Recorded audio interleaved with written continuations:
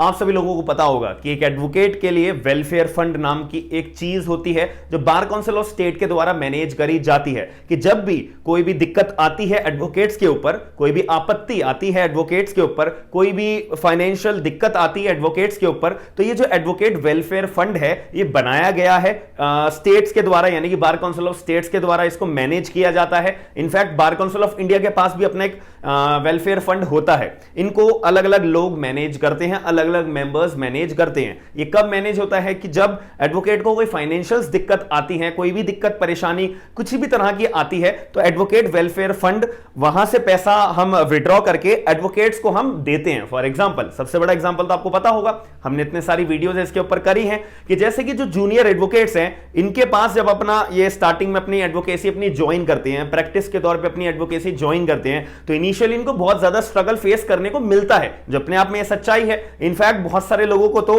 5-5 साल 7-7 साल तक भी स्ट्रगल देखने को मिलता है। तो इसीलिए यहां पे एक स्टेट बार काउंसिल ने, जो अदर स्टेट बार काउंसिल्स ने भी ये चालू कर दिया है, इन्होंने एक रूल लागू कर रहा था कि जितने भी नया एडवोकेट कोई प्रैक्टिस करने आ रहा है, इसको हम 5,000 रुपए का एक स्टाइपेंड के रूप में पैसा देंगे। तो ये पैसा लाओगे कहां से? आप अपनी जेब से दोगे या कोई जो bar council of the state के अंदर जो नौकरी कर रहे हैं लोग या जो मेंबर्स है वो अपनी जेब से भरेंगे? नहीं, इसके लिए एडवोकेट वेलफेयर फंड में से पैसा विड्रॉ करा जाएगा और उन जूनियर एडवोकेट्स को पैसा, हर कोई जूनियर एडवोकेट्स को जो है 5,000 रुपए दिया जाएगा। ये तो एक बहुत बढ़िया जो है यूज करने के लिए, एडवोकेट वेलफेयर का फंड यूज करने के लिए एक बहुत बढ़िया तरीका है। लेकिन एक मैं क्वेश्चन आप लोगों से पूछता हूं, एडवोकेट वेलफेयर फंड जो है बनाया जाता है और उसमें लोग भी रखे जाते हैं कि भाई तुम लोगों का काम है इस एडवोकेट वेलफेयर फंड को मैनेज करने का, और जो लोग वहां पे मैनेज कर रहे हैं वो धीरे धीरे पैसा विड्रॉ कर रहे हैं। 7.5 करोड़ रुपए का जो है स्कैम करा गया है एडवोकेट वेलफेयर फंड के अंदर।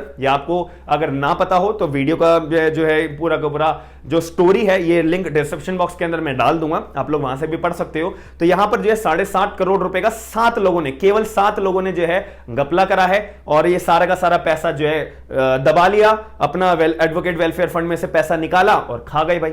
ठीक है, और जो जहां पे अच्छी तरीके से यूज करा जाना चाहिए, जैसे कि जूनियर एडवोकेट्स को जो है 5,000 रुपए का जो है स्टाइपेंड मिलना चाहिए, जब इसकी बात उठती है, इसकी बात लोग लेके आते हैं, जब bar council of the state या कोई भी कॉम्पिटेंट पर्सन जो है वो ये बोलते हैं कि हमारे पास फंड ही नहीं है, यार जब फंड ही नहीं है तो हम 5,000 रुपए जूनियर लॉयर्स को, जूनियर एडवोकेट्स को हम पे कैसे करेंगे? तो वो जो फंड होता है, तो ये भी जो गलत हाथों में, गलत स्कैम के अंदर इस्तेमाल करा जा रहा है, उस पैसे को निकाल के हम अच्छी जगह यूज कर सकते हैं। यहां पर इतनी अच्छी तरीके से सुनवाई क्यों नहीं हो रही है? इसी वजह से अभी जो ये 7 लोगों का नाम आया एक्यूज पर्सन के तौर पे, सीबीआई इसके ऊपर पूरी प्रॉपर जांच कर रही है। ये 7 लोग केरला हाई कोर्ट के पास गए, किस चीज के लिए? एंटीसिपेटरी बेल की मांग करने के लिए, जो अपने आप में बहुत बड़ी बात है और बहुत गलत बात है कि एक तो आप एक्यूज हो, ऊपर से आपको क्लियर तौर पे आपने 7.5 करोड़ रुपए का स्कैम करा है, आपके पास सीबीआई की इन्वेस्टिगेशन चल रही है, ऊपर से आप एंटीसिपेटरी बेल की मांग करने जा रहे हो, तो अपने आप में इतना गलत बात है। यहां पे एक solicitor general, assistant solicitor general ने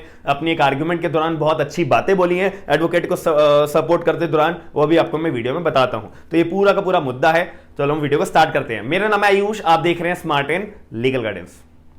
सबसे पहली बात यहां पे आती है कि एडवोकेट का वेलफेयर फंड का एक स्कैम हुआ है, जहां पे मैंने आपको बता दिया है। यहां पे केरला जो bar council of the state, इस जो पूरी के केरला के जितने भी एडवोकेट्स को गवर्न करती है, इसी एडवोकेट वेलफेयर फंड के अंदर 7.5 करोड़ रुपए 7 लोगों ने गायब कर लिए थे। ये स्कैम चल रहा था, ये स्कैम हुआ था 10 सालों तक, धीरे धीरे ट्रांजैक्शन शो करी, हर एक साल के अंदर एक प्रोपोर्शनेट अमाउंट जो है वो निकाला गया और 7.5 करोड़ रुपए का ये स्कैम हुआ है। तो यहां पर एंटीसिपेटरी बेल ये 7 लोगों के द्वारा फाइल करी गई थी। केरला हाईकोर्ट ने एंटीसिपेटरी बेल जो है वो डिसमिस करते हुए बोला कि भाई तुम्हारे ऊपर इतने बड़े एलिगेशंस लगे हैं, 7.5 करोड़ रुपए का bar council of the state के ऊपर तुमने यहां पे स्कैम करा हुआ है, ऐसा तुम्हारे पे आरोप है, अभी सिद्ध नहीं हुआ लेकिन आरोप है, तो यहां पे हम आपको एंटीसिपेटरी बेल ग्रांट नहीं कर सकते। इसके ही अपोजिट में, इसी के ही अगेंस्ट में असिस्टेंट सॉलिसिटर जनरल ने अपने आर्गुमेंट के दौरान एक बात बोली थी केरला हाईकोर्ट के अंदर कि जज साहब यहां पर जो है पर्टिकुलर एंटीसिपेटरी बेल जो है, जो एक्यूज पर्सन लोग इन्होंने जो अप्लाई करा है, आपके सामने पिटीशन फाइल करी है, ये अप्रूव नहीं होनी चाहिए। यहां पे इनको एंटीसिपेटरी बेल अप्रूव नहीं होनी चाहिए। क्यों जज साहब? क्योंकि यहां पर जो है इतना बड़ा जो स्कैम है और सीबीआई को जो है थोड़ा सा टाइम ज्यादा चाहिए इन्वेस्टिगेशन के दौरान। क्यों? क्योंकि ये जो है ना, ये स्कैम अभी हाल फिलहाल में 1-2 साल में नहीं करा। जैसा इन्होंने बहुत दिमाग लगा के हर साल 75 लाख रुपए जो है अगर रिकवर करेंगे, 75 लाख रुपए हर साल आप गायब कर रहे हो फंड में से, 10 साल तक 7.5 करोड़ रुपए वो बन जाएंगे। तो यहां पर जैसा 75 लाख रुपए हर साल, या कोई भी प्रपोर्शनेट, कभी 80 निकाल लिए, कभी 90 लाख निकाल लिए, कभी 1 करोड़ रुपए निकाल लिए, कभी 50 लाख निकाल लिए, ऐसा भी हो सकता है। तो जैसा यहां पे बहुत सारी ट्रांजैक्शंस हैं, एक तो ये 7 लोगों की जो ये पर्सन का नाम इन्वॉल्व है, इनके अकाउंट्स की ट्रांजैक्शन बहुत सारी हैं, और यहां पर ये कोई हाल फिलहाल का मैटर नहीं है। इसमें इन्होंने 10 साल तक ये स्कैम करते रहे हैं और 10 साल तक ये पैसा गायब करते रहे हैं। तो इसी वजह से सीबीआई को थोड़ा ज्यादा टाइम चाहिए। और अगर आप जैसा आपने एंटीसिपेटरी बेल ग्रांट कर दी ना, तो ये बहुत ज्यादा तबाही मच जाएगी, destruction in the CBI investigation, बहुत ज्यादा तबाही मच जाएगी। तो इसको ऐसे केस में एंटीसिपेटरी बेल ग्रांट नहीं करनी चाहिए। ऐसे ही केरला हाईकोर्ट ने फैसला दिया। अब आप लोग मुझे कमेंट बॉक्स के अंदर ये बताइएगा, एक इंपॉर्टेंट बात, रिसर्च भी करिएगा इस बारे में, कोई ऐसे इररिलेवेंट आंसर मत दीजिएगा।